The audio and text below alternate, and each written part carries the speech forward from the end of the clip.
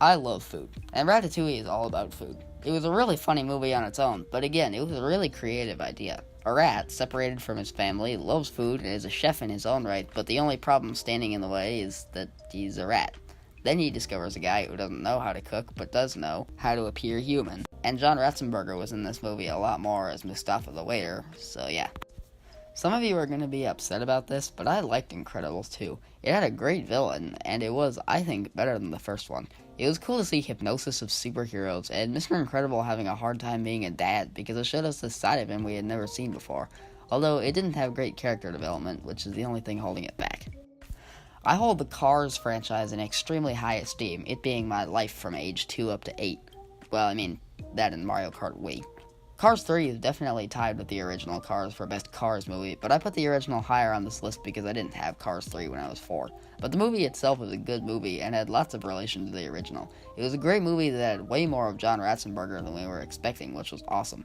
Cars 3 is one of those movies that makes me think that John Ratzenberger might be in more Pixar sequels. It didn't have quite as much Mater though, which is another reason I marked it down. But Cars 3 was good because it was a story about how Lightning might lose his career, and I'm no expert on sports movies or anything, but it was a pretty good storyline for that kind of thing. Soul was an incredibly deep movie. It was a great example of unusual character development, as the character development was, instead of being where the characters are selfish or egotistical at the beginning, it's where Joe thinks that he can't be happy without playing music for his job. But then he dies and goes through this whole adventure in the before life to realize that he doesn't need that to be happy, he just needs to live his life.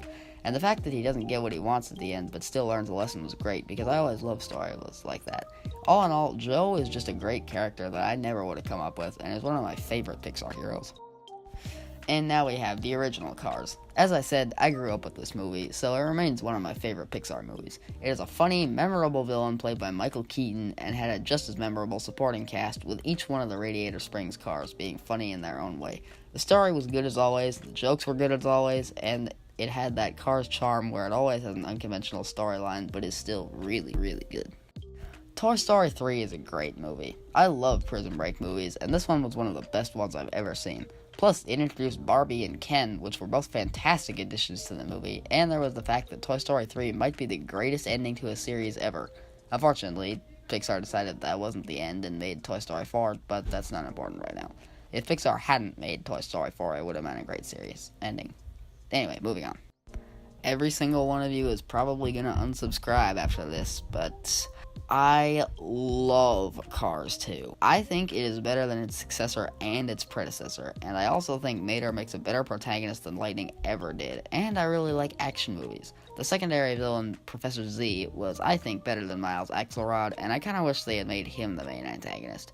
And it was also interesting, because it's like a story about Lightning from Mater's point of view. I've never seen another movie that worked like that, and I really liked it.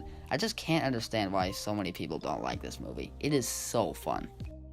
The main reason I like Onward is because from the point of view of someone who plays Dungeons & Dragons, you can see how much it was inspired by it.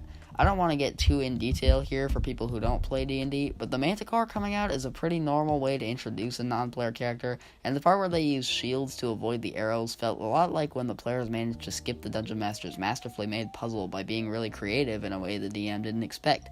But the movie itself was just a really good movie with everything Pixar normally offers, along with Dungeons & Dragons inside jokes. Toy Story 2 is my favorite installment of the franchise, and it, again, had way better character development than most other movies, and it sets up Toy Story 3 perfectly, with the prospect of telling Woody that if he goes back to Andy, Andy will eventually get rid of him when he grows up. At first he agrees with him, but Buzz convinces him to come back. It is amazing that they're able to keep coming up with character development for Woody after so many movies. Alright, I'm gonna get backlash for this, but my all-time favorite Pixar movie is Monsters University. It is hilarious and has more character development, and this great little jingle here that is just... Randall and Sully's backstory of why they hate each other was great, and it's just such an amazing story. Anyway, that's it. I bet you're glad I'm not one of those phony baloney bloater-eyed YouTubers that just goes on and on with pointless stuff at the end. I mean, I've never done that, never will do it, and why would I ever do it, and